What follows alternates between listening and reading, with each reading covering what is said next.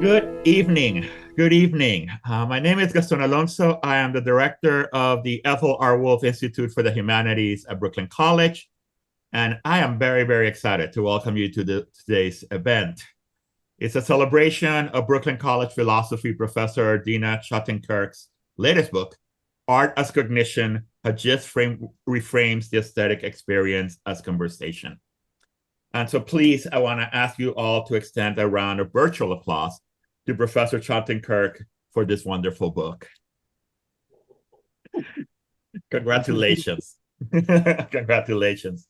Now, this is the third in a 7-part series that the Wolf Institute is hosting this semester to celebrate recent books by Brooklyn College faculty. We have 4 more events, and we invite you to join us. And you can learn more about these events at the link that will be shared in the chat.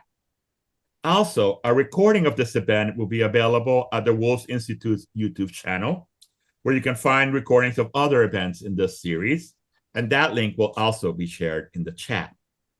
Now, out of respect for our speakers and for our attendees, we will keep the microphones muted during the first part of tonight's program. We will reserve time for questions and answers after the presentation, and we will take comments at that time. Now, I am very excited for this evening conversation. I am excited to learn from our speakers, and so let me introduce them and then turn it over to them.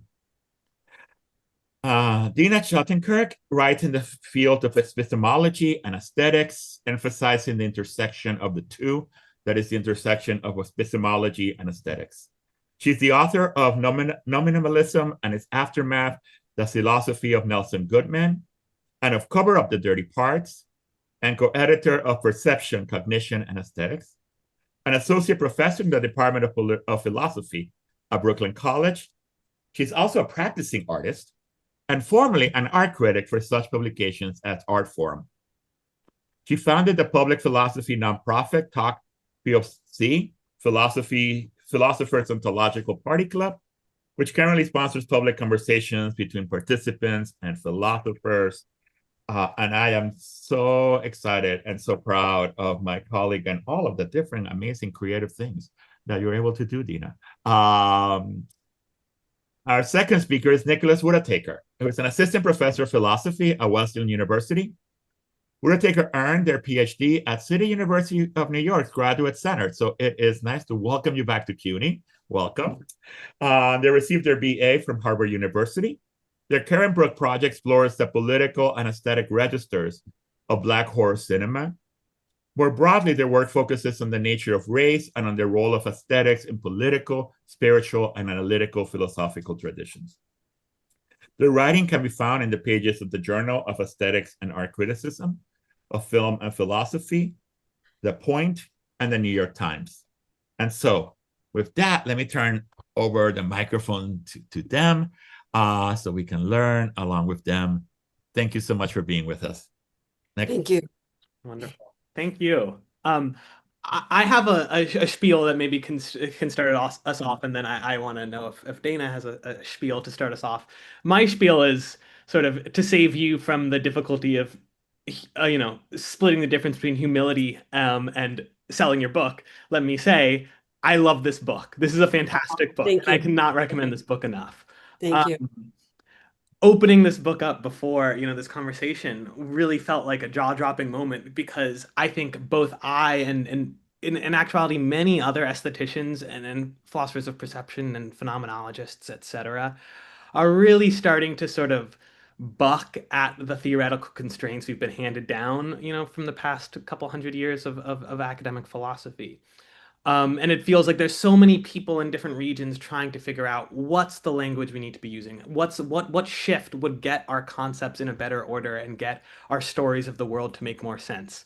And opening this book was like, I found it. And I really mean that, right? I will be citing this book in my own work for years to come. Oh, thank you, Nicholas. Yeah, That's very sweet of you. So I'm happy to sort of do what I can in this conversation to help everyone else see what makes this book so cool. But before doing that, Dena, is there anything you sort of want to lead us off with, an entry point?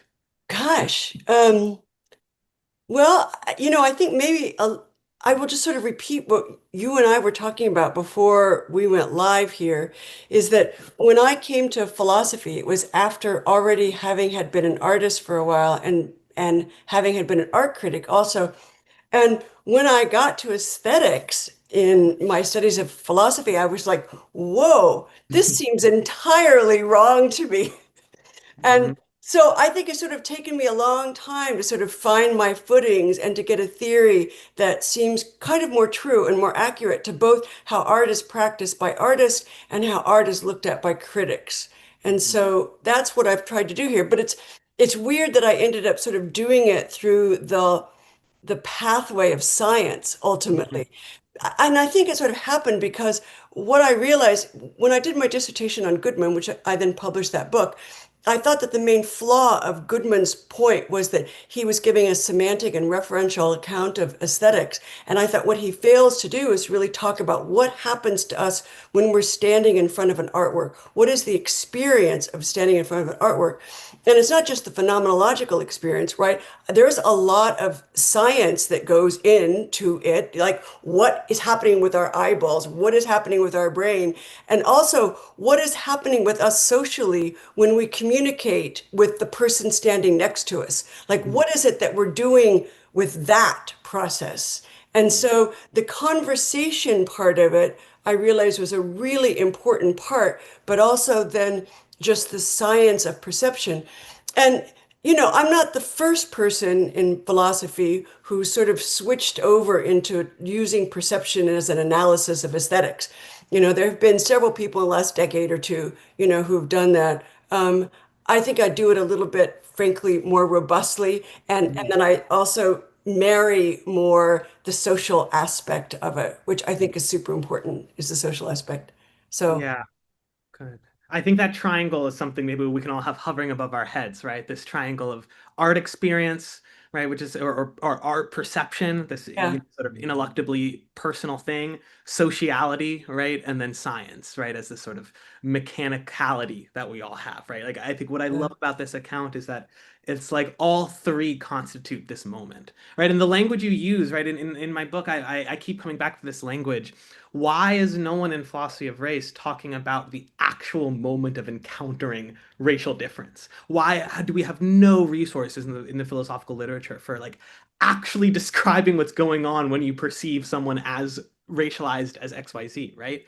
And I Yeah. just I cannot sympathize enough, right, with this sort of this project that is Huh. guiding this book, right? This sense of we need the resources to talk about what's actually happening, right? Not the sort of abstract um, linguistic conceptual systems, right, that we often use as substitution for a description of the actual events. On that note, I wanted to read That's something. that's Yeah. interesting. Yeah, that's interesting because what always bothered me about aesthetics as it was taught was a lot, well, beauty, right? So what I said was the tyranny of beauty, right? So the Platonistic things that come in there where we're looking for something that matches that concept of the beautiful, which to me is the biggest fallacy at all. And you do not hear artists talk like that. You do not hear critics talk like that. That's not, people might use the word, oh my God, that's beautiful, but that's a complete substitute for another word like, oh my God, that's powerful, or oh my God, that knocked me off my feet, or oh my God, that was so cool, right? So it's really just I mean, I think Wittgenstein was right about that. It's a kind of grunt. It's not really a reference to a concept. It's more like, oh my Yeah. God, Yeah. right? Yeah, exactly. I started, like sort of laughing because that's the exact quote from the book I wanted to read, right? Oh, As a place for to kind of dive into this specific question, there's this great bit in chapter 3 where you turn to Wittgenstein, right? And here's the bit. Um, so art is not just a pleasant diversion, a warm bath, nor is it an attempt to find the beautiful. To quote Wittgenstein in this, you might think aesthetics is a science telling us what's beautiful. Almost too ridiculous for words. I suppose it ought to include also what sort of coffee tastes well. And then you go on to say, and this is where I think the real sort of philosophical richness is really brought into view. Knowing the meaning of something, e.g., knowing what the term art means, is found in knowing when it is art. It is a thing cognized as an existential click, a flash, an awareness of the truth of the moment. It is a knowledge that has arisen in an inductive experience, moment by moment in time. And from there, you go on to give this beautiful critic's analysis or critic's account of a dance performance, right? So maybe here's the sort of question and where I want to throw to you, right? How does this sort of moment, right, really, I experience this moment as really sort of revealing what being a critic means for you as a philosopher, right? And how your starting point in thinking about this is really radically different, right? That as a critic, this is exactly what the experience of watching for the sake of writing for others is, right? And so maybe can you say a little bit more about what those different starting points are? What about you being a critic, right, and has set you up in a particularly different way, and what is that particularly different way? Yeah, it's an interesting process. I have a friend, an art critic named Sean Tatel, and he and I go to galleries all the time together, right? And we've talked about this, and what we're attuned to is what I write about in the book, the particularities of the low-level features.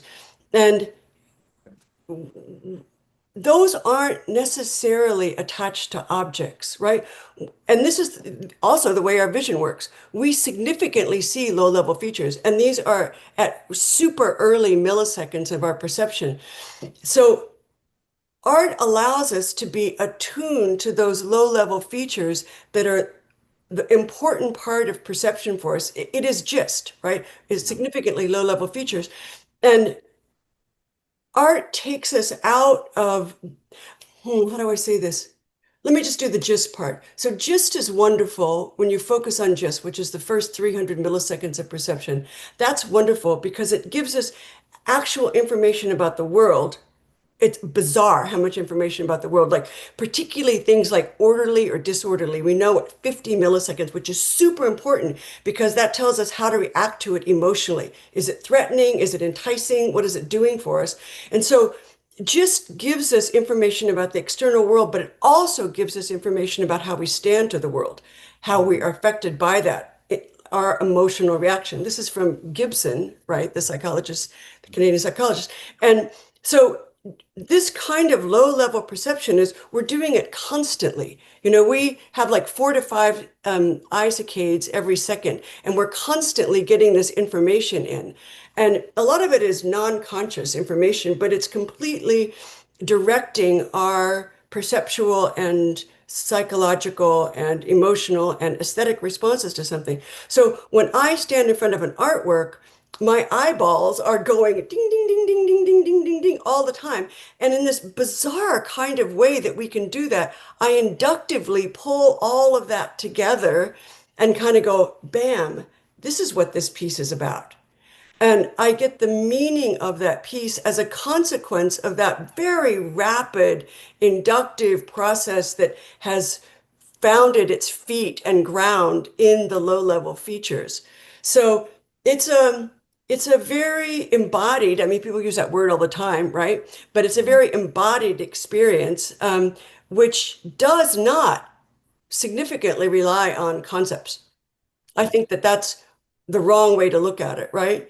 So I don't know if that was at all. It does, right? I mean, and that's the perfect bridge, right? Because my impression, right, both given that I've read the book and my own sort of intuitions on this, right, as chewing over the same sort of weird sort of discomforts I've been feeling since moving from this world of art to this world of philosophy, right?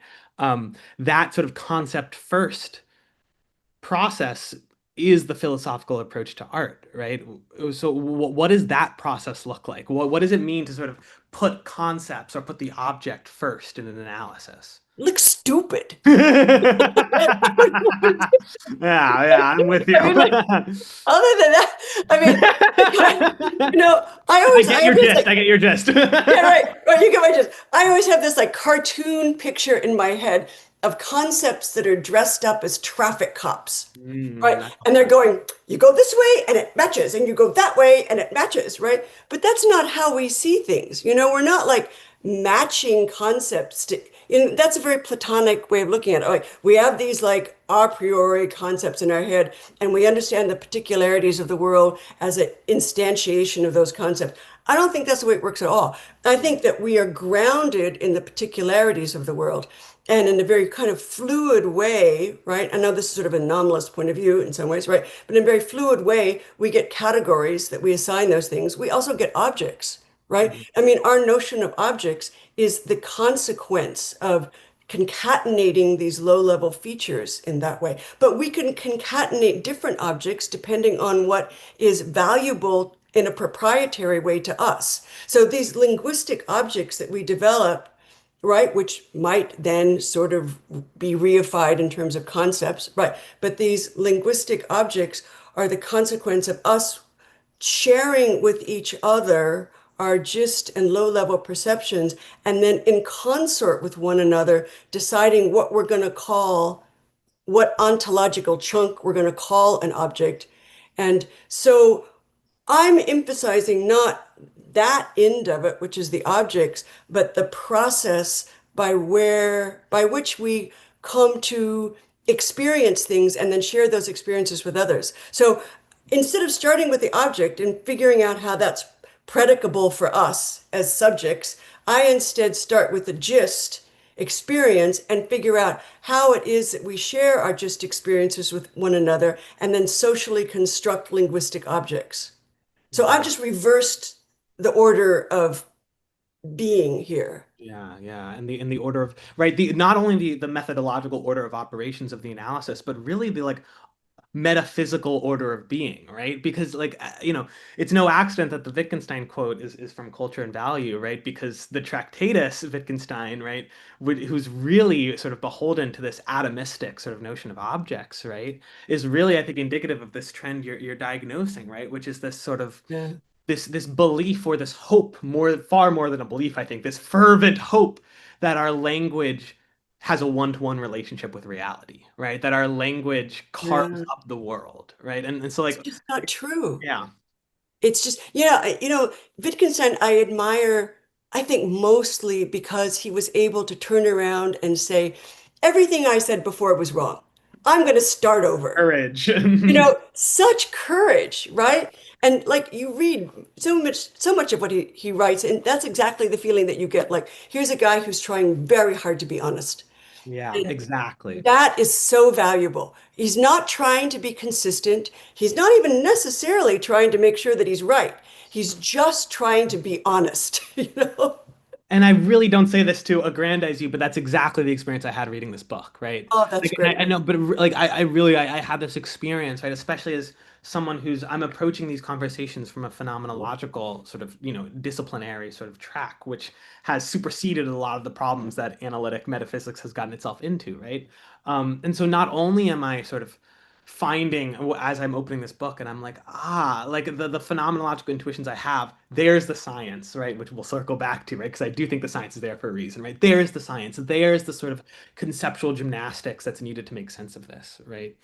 But with the other experience I had while opening it, right, was really this sense of this right so for full disclosure for everyone else in the room, Dana and I have been working together right on for quite a while now, Other things. Yeah. yeah, on a lot of things with regards to so I was one of the top topsy sort of guest Resident resident philosophers. philosophers, Yeah. Yeah. right? So we've been having this conversation, it feels like, for like half a decade now, right? Yeah. And so reading this book, when I opened those first few pages, I was like, there's the architecture of this worldview. Like I am seeing the sort of story that connects these various sort of components of your work, your life, your practice, right? And they're sticking together in this really honest way, right? Like it really feels like this is how Dana got, right? From thinking about nominalism and Goodman, right, to thinking about with the different materials of paint and their phenomenological consequences, right? I really see why that's not a jump,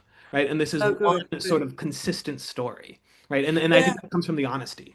Yeah, I really wanted to know, and it took, years of reading, but I really wanted to know how we get data into our eyeballs and then what it does once it gets into the eyeballs and goes to the lateral nuclei and then into the visual cortex and then how that relates to the amygdala. And I really wanted to just sort of get some sense of just the science of perception, right? Sort of take it out of the categories that we've been given in philosophy and just go over to vision science and go, all right, what is the research saying we're doing actually?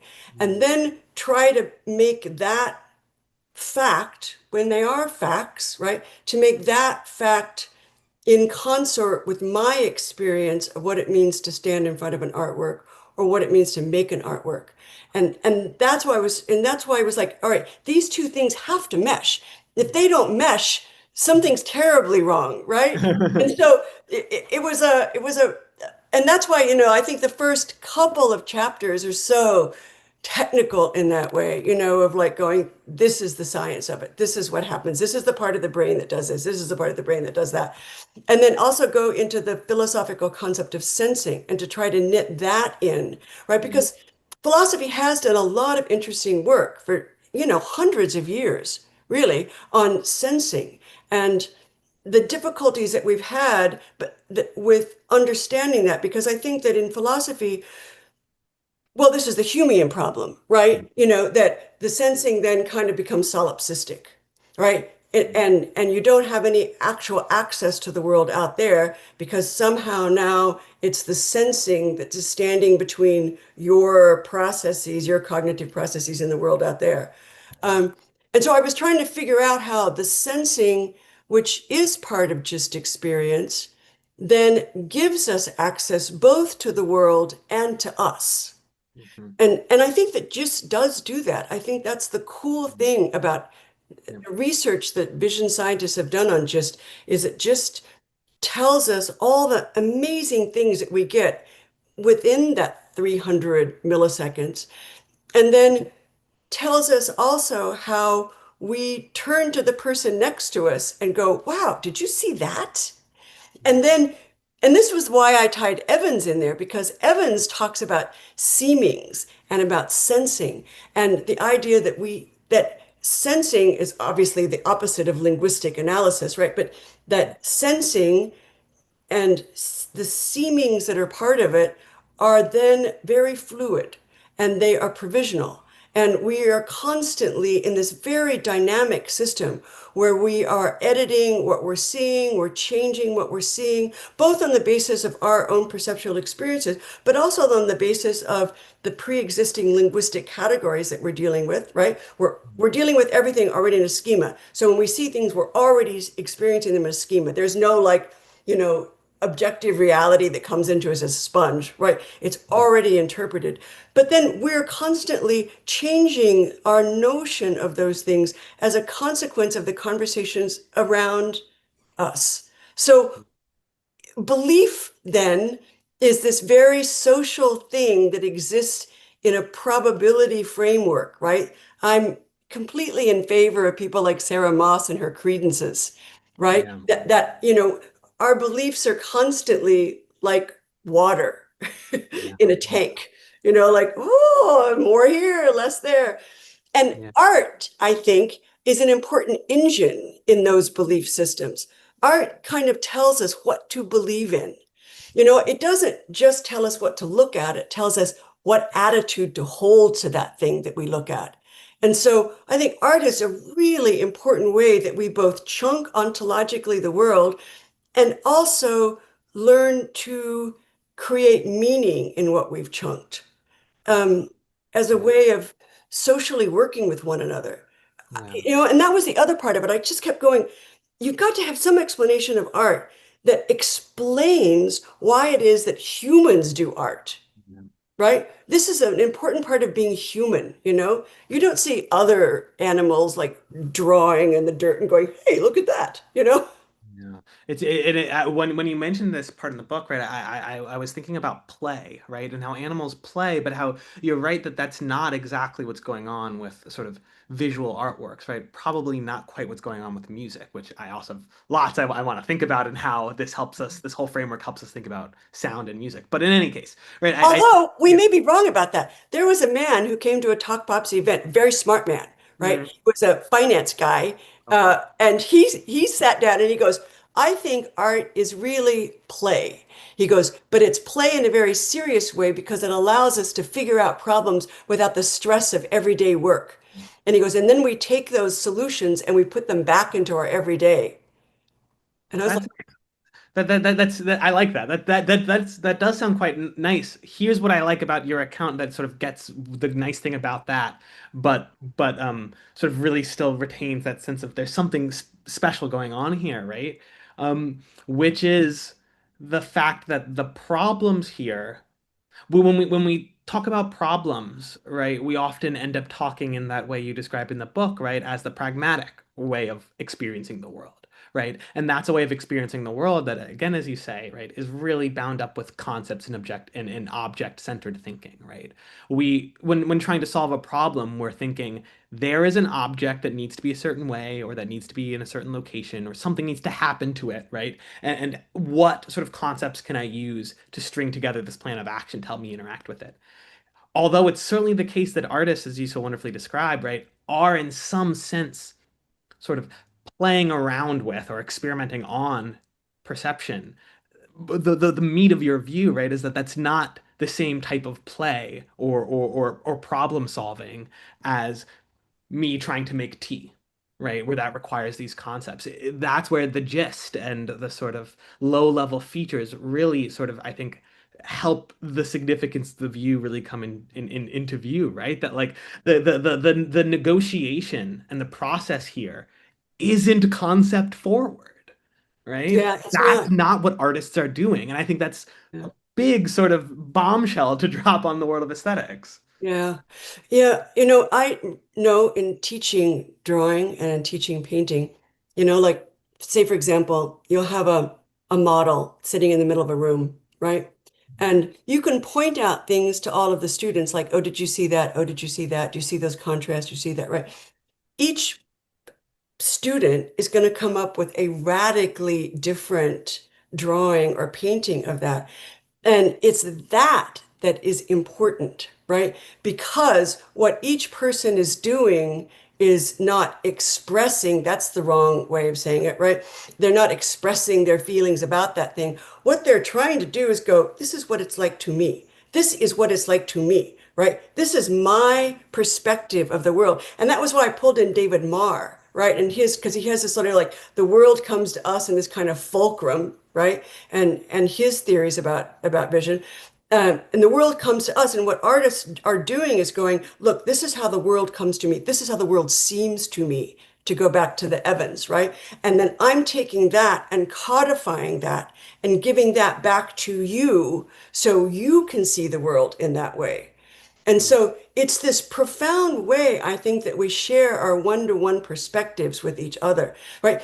We are, in that sort of Humean way, kind of trapped within our own bodies, right? That's the negative part of the embodied thing. That's the negative part of the sensing. But what art allows us to do is to take that nagel, what it's like, experience, right? And to make it material and to hand it over to somebody else who then goes, oh, so this is what it's like to be Velasquez, right? Yeah. Or this is what it's like to be Rembrandt or whatever. And you all of a sudden it's like, I always think of it like,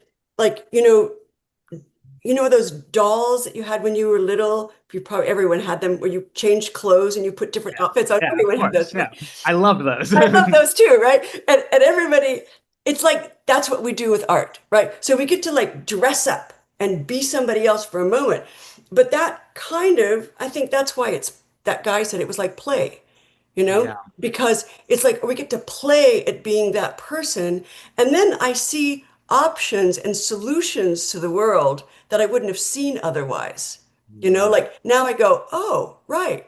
I can be super methodical like Velasquez and super precise. And that gives me a kind of solution to many situations that might arise in my life. Um, so I think that it's it's that understanding of how we go from first person to then creating third person agreements. Yeah. Um, and so again, I don't want to start at the third person and figure out how we understand it. I want to start at the first person and figure out how, in a kind of epiphenomenal way, right, the organizational level of linguistic categories arises from that first person experience. once it's shared. The Yeah. sharing is like the crucial part.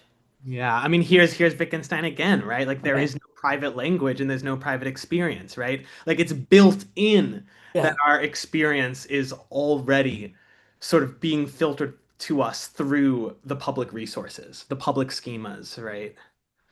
Yeah. And like Wittgenstein, he talks, in that little lecture on aesthetics, he says, we stand in front of something and we have all of these like reactions. We groan, we move, we turn to each other, all these ways that we communicate our response to the person next to us, who then grows to some degree or other, this is credences, grows some degree or other to agree with us and to share those same grunts and moves and, Yeah. grimaces and things Yeah. like that. Exactly. It's this theory of art, right? That's I mean, it's communication, yes, but it's communication in and the Wittgenstein licenses this, I think, the Stanley Cavell sort of line about performative utterance, right? Not or passionate utterance, excuse me, not performative utterance, right? So thinking about the thing that artworks are saying less as a description of states of effect or even a sort of attempt to do something like you do when you say I will marry this person, right? But just as a expression of passion, right? The same way Cavell says like my God, Yeah. like that's an expression of passion, and it is communicating something, but it's not communicating a proposition, All right? right, right. It's not propositional. It is not propositional. Yeah. Yeah. The tyranny of the beauty goes with the tyranny of the propositional, Yeah, yeah, I like that quite a lot, you right? know? Yeah. Uh, Well, okay, so I okay. want to pick up on another thread. Oh, or unless were you about to say something? No, no, no. I was about to drink water. Good, please do. I was about to pick up on something else that you were just sort of that's actually been you were just sort of alluding to it, but I think it's actually been kind of circling around throughout, right? Which is if we've got this distinction on about the methods of philosophy on the one hand and the methods of the art world on the other, there's also this split between the critic and the artist, right? Yeah. The viewer and and the artist, sure, but like specifically the viewer who's trying to then communicate what's going in the work to someone else.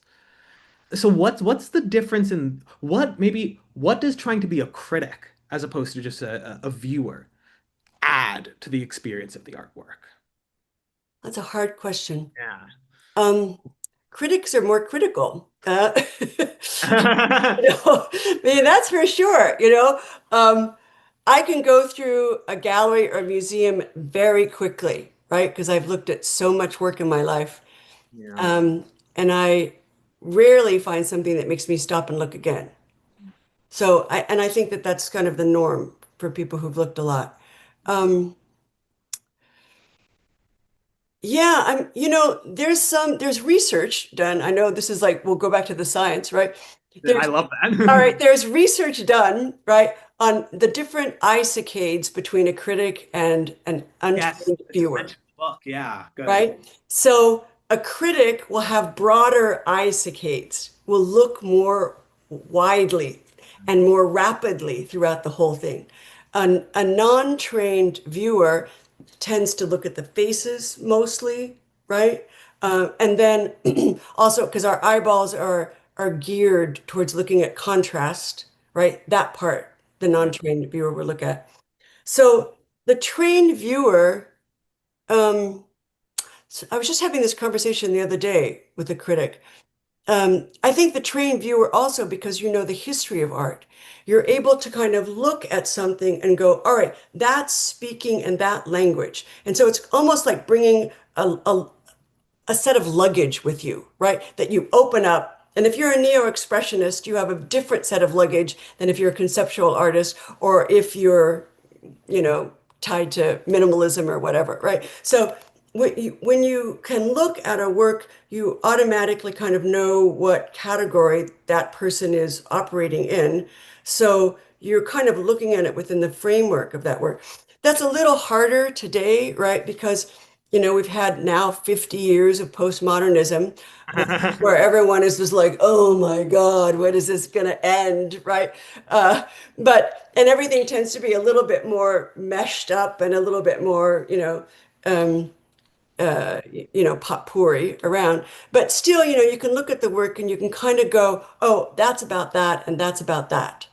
So Yeah. you get the embedded um, meaning that is transmitted in that artwork kind of more automatically, I think, than a regular viewer. I mean, look, I think looking at art and experiencing art in general is something that requires a lot of education. And I think it's a really sad thing that a lot of people have the assumption that all art should be completely available to every kind of viewer of any amount of educational background. Um, that was kind of one of the problems that happened, decades ago with the NEA, Mhm. when the Helms and those people, negated a lot of funding for individual artists because they were like, well, this is not art, like this is clearly not art. Um, Art requires expertise as much as science requires expertise, as much as philosophy requires expertise. I mean, I know that's undemocratic, right? But it it requires expertise. It requires an requires experience. It requires looking. It requires reading about things. It requires historical awareness. And so I think that when the critic looks at all of that more than the average viewer, they have all of that under their belt. And so they're able to go, oh, that painting means that. And Yeah. that's well done, and that's not well done. That's derivative, right? Somebody just phoned that one in. That's derivative. I can tell. And it's very hard to give you the rules and regulations about that. Like I can't give you a whole bunch of principles that you can follow that will make you a good critic. It's I have to take you to a million shows and Yeah. in a very slow, inductive way, kind of show, oh no, that was done well. Look at that. That was done really well, you know? Yeah. Let me briefly, the light has the sun Your has light set guide. where I'm at, so I've disappeared into darkness. Ah, how lovely. Good. I'm sorry Oh, you about have that. one of those sensor things.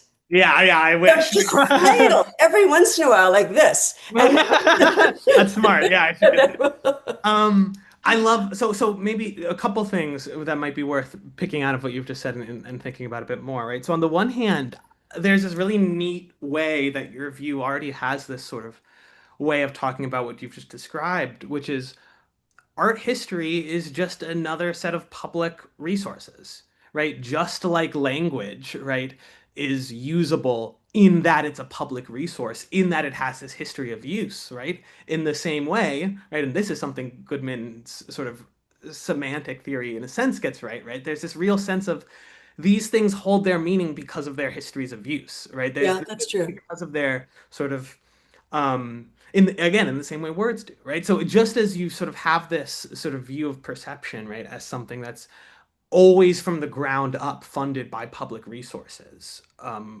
concepts, linguistic tokens, etc. I don't think it's too far of a leap and not necessarily undemocratic any more than that view is to suggest the same thing is true for art, right? That art, like language, in just this degree, right, is a collection of public practices with a history that gives those practices their meaning, right? I mean, I think that's 100% true. People often don't think it ought to be, though. That's Yeah. and I think it's probably I think I think it's probably stems from this. I think that people do naturally get a huge amount of pleasure out of just looking at pictures, you Mhm. know? But then when they're confronted with contemporary art, which then doesn't give them that pleasure and makes them feel like they've been snookered, right? Mhm. There's a resentment about it, Mhm. right? I But think, yeah. And I think if anything is undemocratic, it's not the history of, well, of course it's the history of Western art, sure, but the main source of the undemocracy that we're sort of noticing here maybe is something like, right, the sort of replacement of this art history, right? Which ultimately the education of that is, yeah, going to museums, reading critics, right? The sort of substitution for that, right, of this sort of academic art language, right? And this art language that's sort of based on conceptual theory, sort of hair splitting is maybe not a very generous way, and it certainly doesn't describe the majority of modern art, but it describes enough, and I think enough of the sort of really sort of um, often viewed stuff that it sort of it makes sense that actually the way in which someone is trained, right? Um, I don't know, to look at a Mika Rottenberg isn't just to look at artwork in that tradition, right? It's to sort of understand the philosophical sort of disagreements, tensions that she's addressing. And that doesn't mean that that's itself undemocratic necessarily. Maybe we just, yeah, so we need as part of our sort of art pedagogy, reading art theory. I'm obviously okay with that, right? Yeah. But I think there's something really interestingly different about sort of the state of affairs of that sort of intentionally academic and antagonistic sort of tradition of postmodern art, right? And the much wider sort of swath of art, including a lot of contemporary art, that where it's just like, no, you just have to like learn how to look. You have to Yeah. learn how to It's see. it's about looking. I think that's the main thing, you know. I think you actually really hit on it there. If I think people approach it a lot of times, and I'm talking about sort of ordinary everyday people, right? Approach art wanting concepts to explain it. We're back to the concept problem. But if they actually allowed themselves just the sensorial experience of looking at it and absorbing often the low-level features, right? And going through that not intellectual process at all, but just the perceptual process, right? Of kind of going, ah, look at that. Ah, look at that. Oh, the texture there changes, and sort of work their way through it. I think they'd find a lot more meaning and understanding than what they would expect. So that's kind of my defense of contemporary art for people who have not been exposed to contemporary art. Good, good. I think that's exactly right, right? I'm teaching a class on the aesthetics of the uncanny next semester, and my paradigm case is going to be contemporary galleries, right? Right. Like, what happens if instead of trying to sort of find Understand. yeah, exactly. Instead of trying to find our sort of concepts that help take this really alienating contemporary art and transform it into an abstract series of thought experiments, instead of doing that, which is the way a lot of the art establishment approaches this postmodern art, what if instead you just doubled down on the sensation, right? On the How, looking. on the looking, how Yeah. might that Rottenberg like totally transform with that practice, right? Yeah. Yeah, I think so too. I think it's the looking, right? And the analogy that you keep using in the book, and I think the thing that's it's as someone who both obviously has this history of looking at art in various ways, but also someone who actively meditates, your analogy, right, of arts pedagogy and sort of taking up the practice of meditation is, I think, just remarkably apt. So maybe do you want to sort of give us the Oh, side? yeah. It seemed apt to me, right? Because I think that what happens, I'm a meditator too, right? That after you meditate, it's not just that the world is calm, but there's a kind of almost monochromatic atomizing that happens, right? Objects sort of disappear as objects, and it almost seems like things go back to almost an atom state. Like you're almost able to experience the distinct particularities of them all unconjoined to each other. And so there's a kind of uniformity of the present moment there that is, I think, the essence of the calming. But what I'm advocating with art is this emphasis on the particularity of perception, which is the same thing. So it's sort of atomizing your attention to each kind of particular low level feature. The color there, the texture there, the brushstroke there, the roughness of the wood over there, all of those kind of visual perceptual things are the important constituents of the meaning of the piece. And so it's that kind of like falling in love with the moment that I Mhm. think is what I'm advocating, a kind of um, merging. I think it's more like that. Like you have a willingness to merge with that thing and then to experience it on its own terms instead of trying to experience it on your terms, right? I think it's the same kind of like egolessness that happens when you meditate, right? You have forgotten yourself. I think it's the same thing as happens when people fall in love, right? You Yeah. forget yourself. You literally forget yourself, right? And you're focused entirely on that thing in front of you, right? And that's a very liberating, I don't know, liberating isn't quite the right word.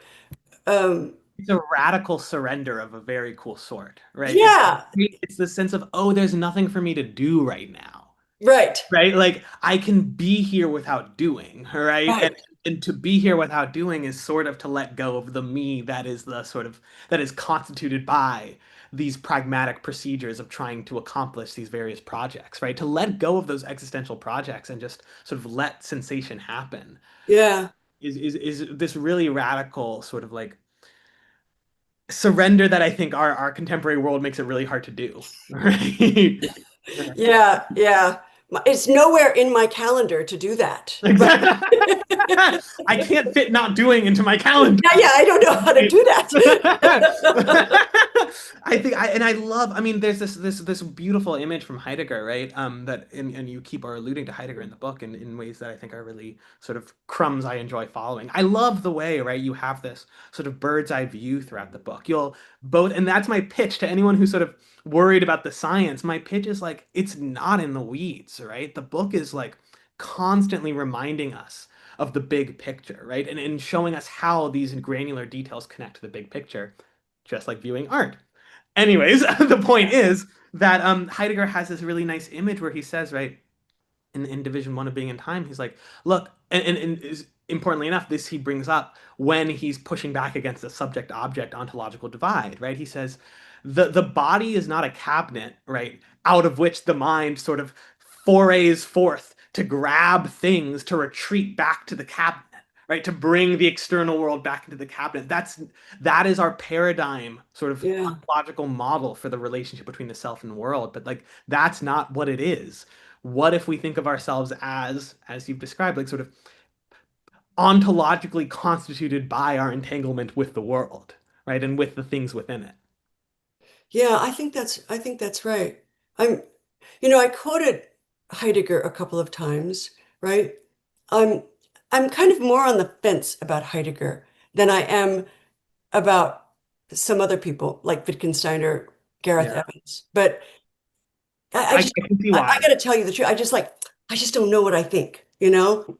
Yeah, I think he's torn in directions that really compromise a lot of the cool things he's doing, right? But I think one of the cool things he's doing, and that I think a lot of the and which is again why I loved approaching this project from my point of view as a phenomenologist in training, right? Is because so many phenomenologists are trying so hard to, they are noticing the problems you're noticing, right?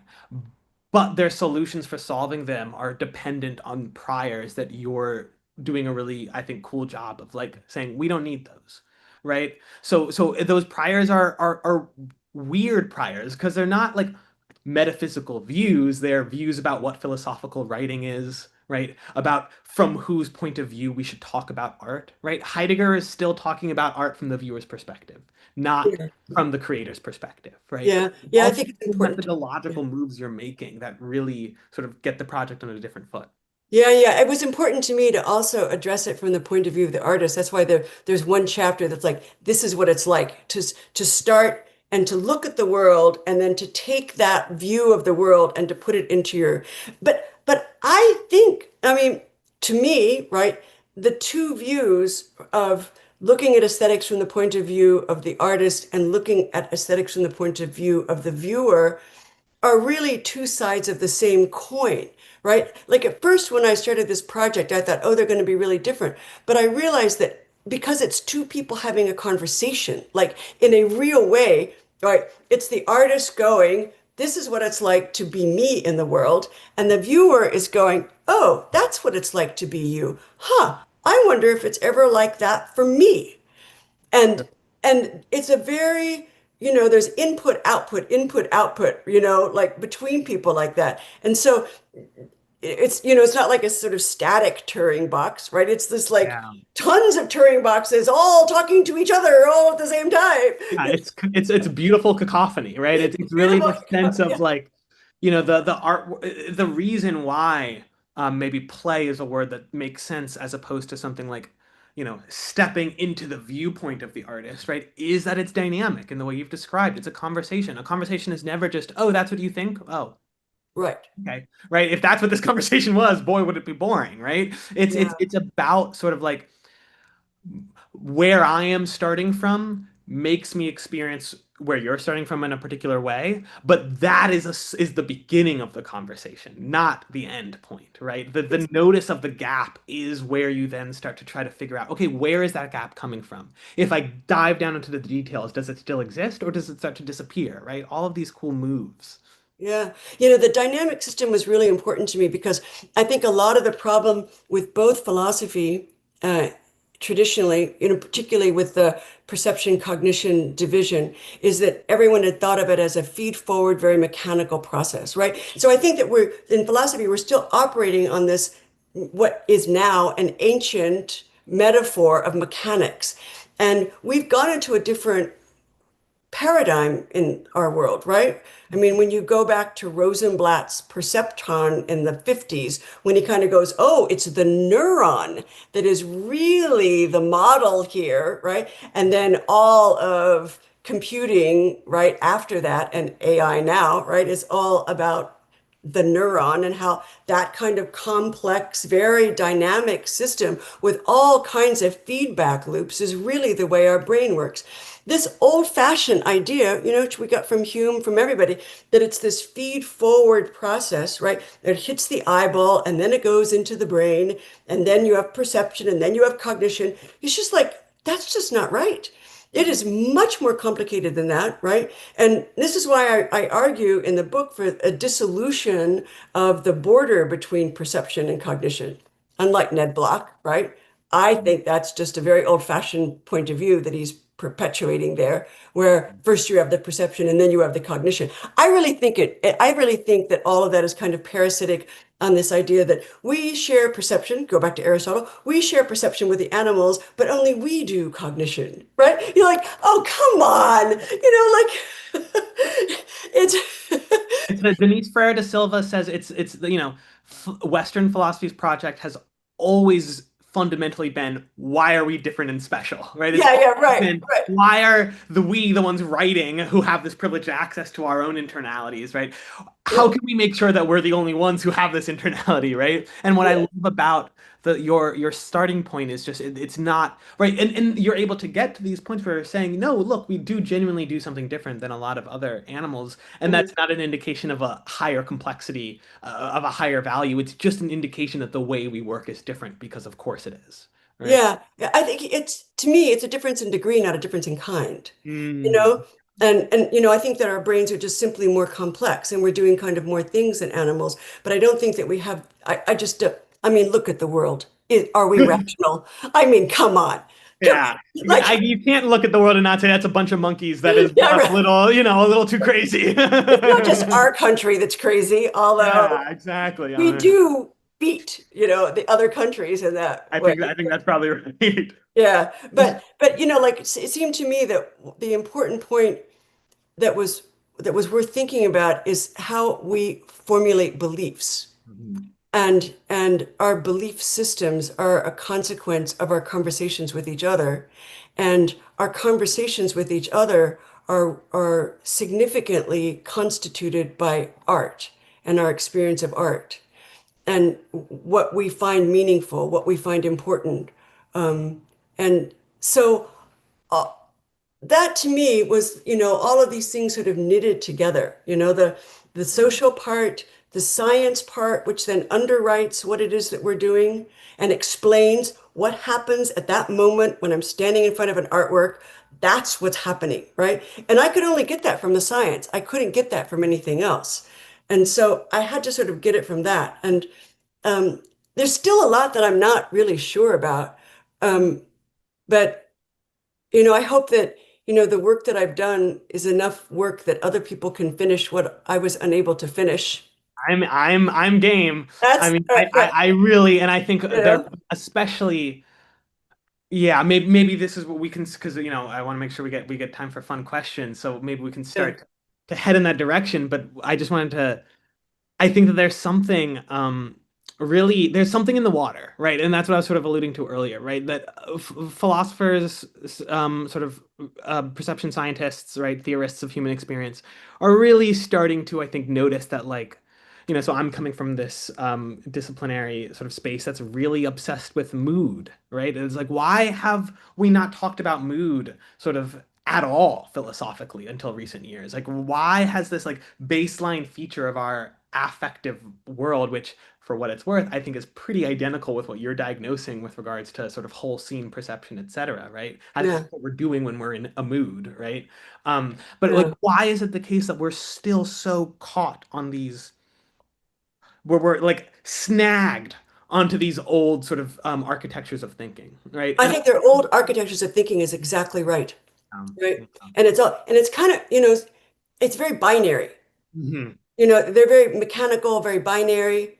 Um, and so this is why, again, I think the dynamic system was so important to me and sort of looking at it in a more updated way. It's Yeah. feedback loops, it's dynamic, it's probabilities, it's incremental, it's inductive. Yeah. Um, So maybe this is a good place for us to leave with this. yes. I'm curious of this, what you have to say about this. So hopefully everyone will read the book. Everyone should read the book, and whether or not they do, hopefully everyone has or will find right their sort of their mentor, their guide, and like this pedagogical practice of learning how to look at art, which I think I'm still caught in. I think we're all still constantly right learning how to do this. So like to the people who are sort of eager to get going, but maybe haven't read the book yet, can you give us a sort of a quick sort of starting exercise, right? How would you tell the audience right now who's going to log off eventually and go about their night, right? How might they sit in front of a work of art tonight and sort of like start practicing, really looking? Like, what should they slash we do? Are you asking me? Yeah, Oh, okay. yeah, I like right. So maybe like as someone who's Let your eye roam. I Okay. think that's the first thing, right? Just let your eye roam and let your eye fall into things Hmm, and let it very slowly add up to whatever it adds up to. Don't force it. hmm, And I think that's the key experience of art, of not preemptively deciding what you're going to see before you see it. hmm. I just this is now I can't not. I mean, you're still leaving with the last word, but it's a word you've written down because that just made me think of sort of the opening right of the book that I think is just. I mean, I was sold immediately, right? Um, like knowing like knowing how to wink at someone or how to buckle a seatbelt. Seeing seems like something we know all about. It's ordinary. It's everyday. It doesn't even take any conscious muscle control. The eyes just open up, look around, and there it is, an accomplished fact. But the simple and obviously true is often a ruse, a scam we play on ourselves. It is one of the cruel ways we actually bet against ourselves, hoping that repetition will destroy doubt. I know, I know, I know. But we don't. For perception is the impenetrably complex dressed up in the costume of the simple. And here's the point. And how to remove the costume. It is a speed issue. For thinking often rewards the slow and methodical. It is here that the turtle wins. And this is just beautiful. Once we slow down, look closely, and think hard, we allow ourselves to fall into the subterranean world of precision, where the formerly simplistic and blithe are now clothed in the ever fracturing minutiae of scientific and philosophical detail.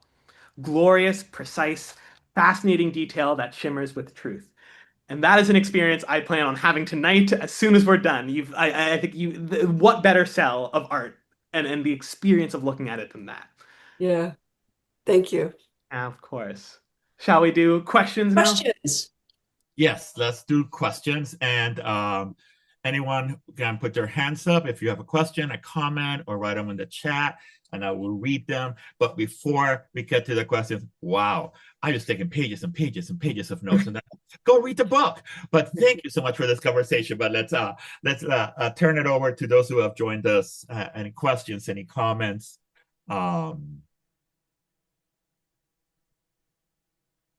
Maybe while people think of the questions or the comments, Dina, let me ask you what I was thinking as one of the things I was thinking as I was listening to that conversation, which is there's a book about art as a conversation in many ways, right?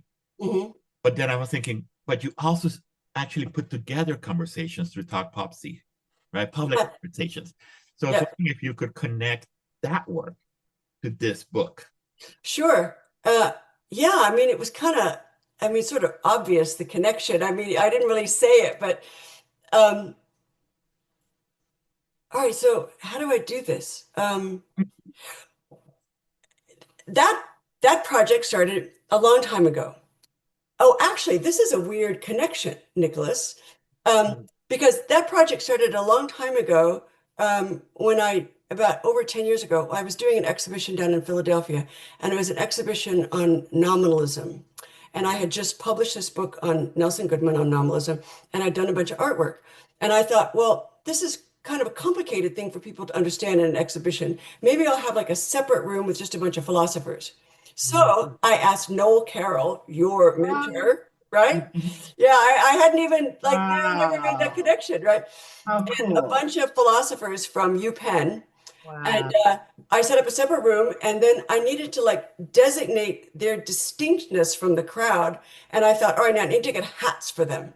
And so I thought, what kind of hat am I going to get? And then I thought, I know, an African philosopher king hat. And so I went to this African clothing store and got these hats from Nigeria, right? These really cool hats. And so I put them on everybody and I watched it. I just watched. And everybody was like talking to the philosophers and moving around.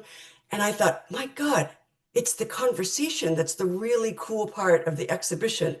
And I thought, I'm going to incorporate conversation into my art practice. So that was the first thing, which is a kind of a weird thing to do, right? But I was like, and then I was like, oh, but duh, that's what art is anyway. Right?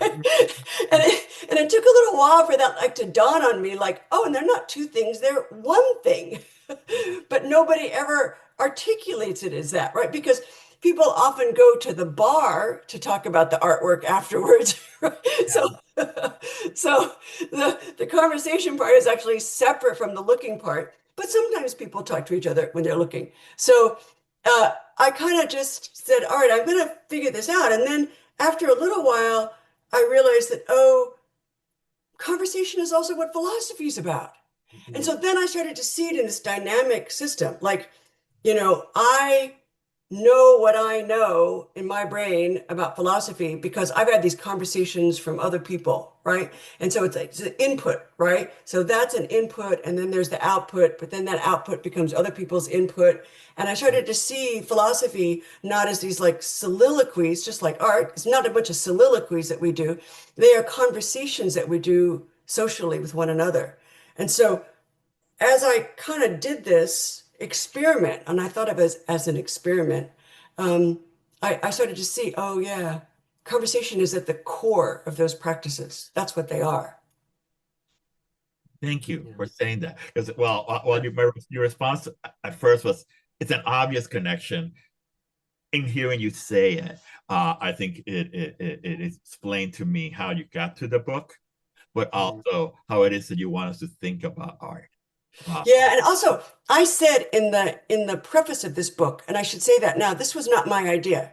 All right, so I should give credit. This book was not my idea. I sent another book to an editor that I happen to know at the University of Chicago, and she was like, "No, I'm not really interested in that book, but you should write this book." And she goes, "You should write a book about how your experience as a philosopher and your experience as an artist merge and make sense to you." And so I was like, "Oh, yeah, she's right. I should write that book." So We're grateful that you did. I gave her credit. Indeed. I gave her credit and I emailed her when this was being published and I said, I just want you to know that you got credit for that. It's fantastic. There is a question in the chat, so I'll go ahead and take a read it for us. What would you say about formal art training? Does it ruin, for lack of a better word, one's original art lexicon or normalize it, or does it water down the impact of art by institutionalizing its practice? Could you read that again? Because I'm not seeing the chat. Read it again. What would you say about formal art training? Does it ruin, for lack of a better word, one's original art lexicon and normalize it? Does it water down the impact of art by institutionalizing its practice? Okay, so I think those were two different questions, right? One is, I think when you go to art school, does it kind of like uh, train out of you your gut instincts that you brought there? That was the first one, right? I think that entirely depends on what school, right? I mean, there's a lot of bad art schools out there, and they would certainly do that, right? But the good ones wouldn't.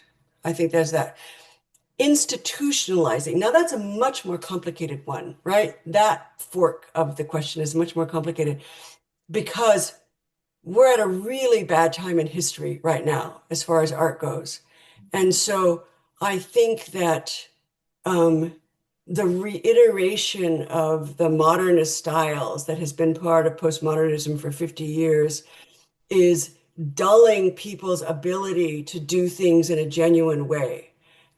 There's also a financial problem, particularly for us here in New York, because the art market has just completely squashed most interesting things, right? There's, it's baubles on rich people's walls, and there's so many rich people who have so many walls, and they need so many baubles, and so you've got a demand that's almost outpacing the supply, but not quite because that supply is really Right.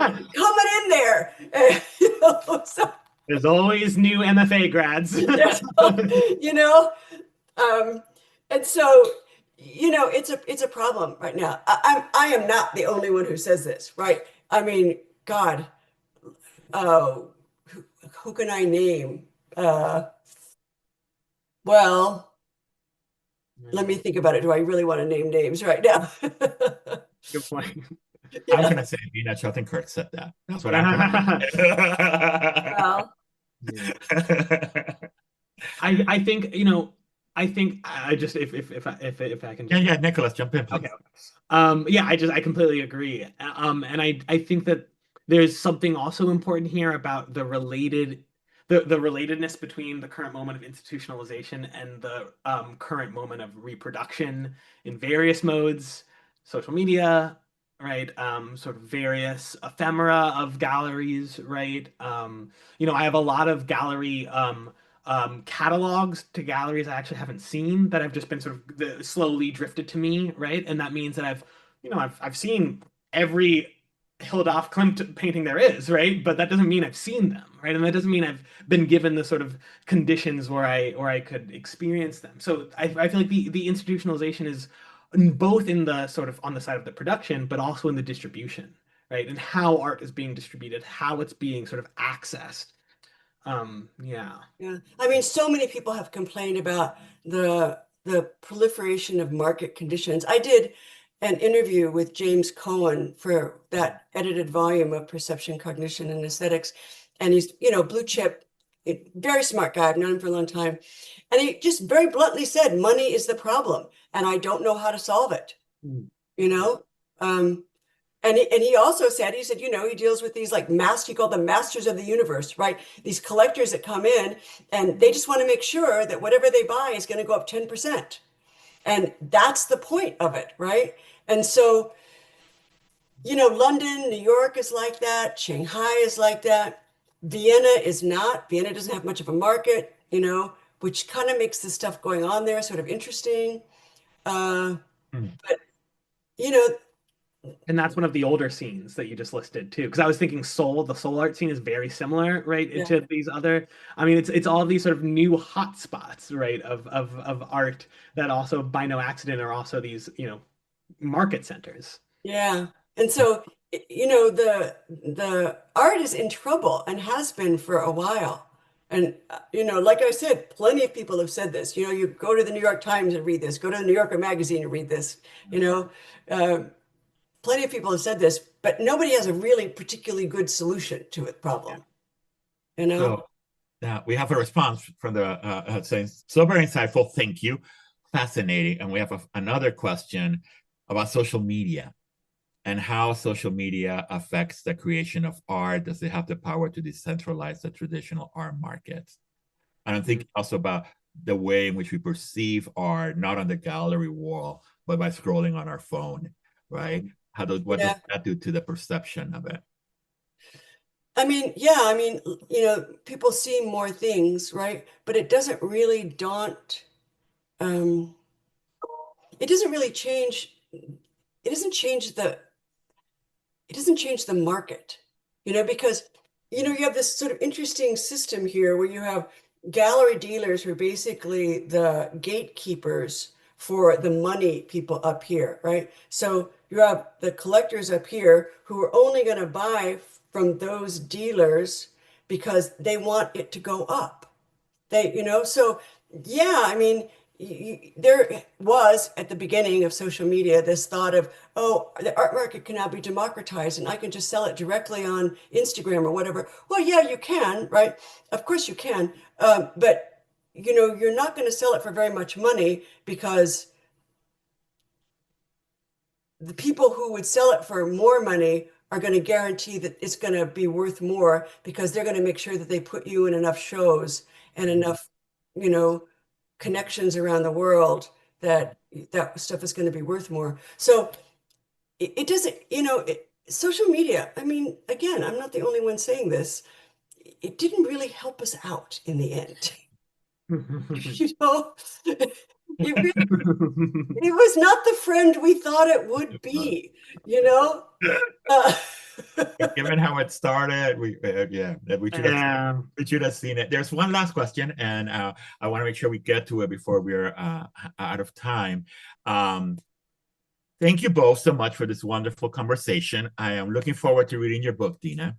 I am wondering if you've ever considered any process philosophical thought specifically in relation to art and aesthetic experience. Say that again. What was the first word? Say it again. I'm wondering if you've ever considered any process philosophical thought specifically in relation to art and aesthetic experience.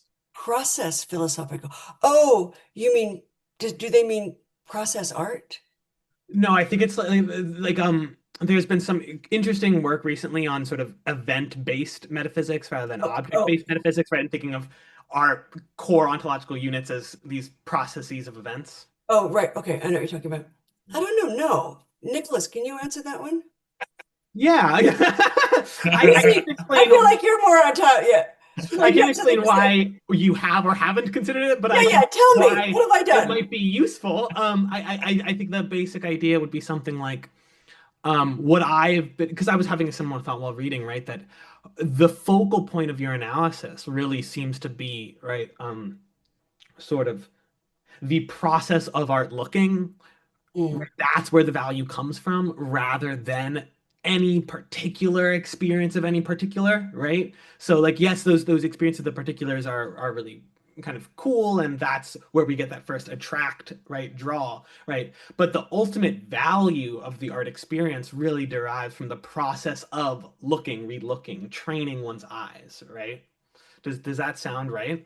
Yeah, but that's too solipsistic. Yeah, okay, cool. I mean, I think that's true, but that's just too solipsistic. I mean, to me, a fundamental point is the social function of it. And so I think that, you know, I really, the conversation part is to me the really important part. Yeah. I would agree after this wonderful conversation we've just had. We began, I'm trained as a political scientist, and it's always wonderful to listen to the philosophers. No. That's Now what we can go born crazy. philosophers. We began with Nicholas telling us that, we needed to sort of buck the conventions so we can get our concepts in better order, get our attempts to make sense of the world in better order. Right. And then we finish with Dena telling us to let our eyes roam and Mm. add up. And I think those are Yeah. really important ideas to walk away with. So Bookends, two bookends. That's right, right. right. I just think it was like it's right there. Thank you for giving me a way to like the bookends. Dena, thank you so much for this book, for this gift. Go read it. I think the passages that Nicholas read for us capture the kind of the beauty, but also not the tyranny of the beauty. I think it's okay in this case. Wow, cool. Right? I think it captures how both accessible and yet how deep the prose is, right? And the journey that the prose will take you. So go read the book, everyone. And Nicholas and Dena, thank you so much for allowing us to learn from you and learn with you. And thank you everybody else for coming together. We at the Wolf like to sort of build community by learning together. And I think tonight was an example of that. So thank you so much, everyone. And we hope to see you at our next book event. Thank you, Gaston, for all the work that you've done for all of this. It's really wonderful. Thank you. Thank you so much, This everyone. this was a special space to be in. I feel really, I'm jazzed. Thank you, everyone. Yeah. Have a good evening, everyone. And remember, let your eyes roam. Eyes roam. Beautiful.